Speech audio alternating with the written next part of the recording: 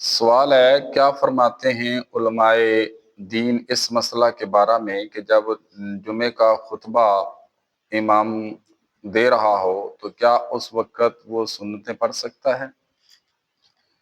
تو اس کا جواب قرآن اور حدیث کی روشنی میں یوں ہے کہ اگر امام خطبہ جمعے کا ارشاد فرما رہا ہو تو آنے والا آئے اور وہ 2 رکعتیں سنتیں ادا کرے اور اس کے بعد بیٹھ جائے، اور اس کا ثبوت جو ہے وہ حدیث میں موجود ہے۔ دوران خطبہ جو آئے گا وہ 2 سنتیں پڑھ کر بیٹھ جائے گا اور اس خطبہ سماعت فرمائے گا۔ یہی تعلیم ہے مصطفیٰ صلی اللہ علیہ وآلہ وسلم کی۔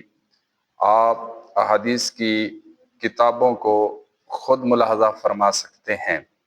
اور یہ جو تقریر ہو رہی ہوتی ہے اور اس کے بعد سنتوں کا ٹائم دیا جاتا ہے اور اس کے بعد پھر اذان ہوتی ہے، یہ کسی بھی صحیح روایت میں موجود نہیں ہے، اور یہ کام نہ نبی پاک صلی اللہ علیہ وسلم نے کیا ہے، اور نہ ہی یہ سنتیں پڑھنے کا ٹائم جو خصوصی طور پر جمعے والے دن تقریر کے بعد دیتے ہیں، یہ ٹائم صحابہ اکرام نے دیا ہے اور نہ ہی یہ کسی امام نے دیا ہے۔ تو اس لیے جب امام تقریر کر رہا ہو یا خطبہ بھی دے رہا ہو تو آنے والا آئے اور 2 رکعتیں سنتے پڑھ کر بیٹھ جائے اور خطبہ غور سے سنے۔ وما توفیقی الا باللہ۔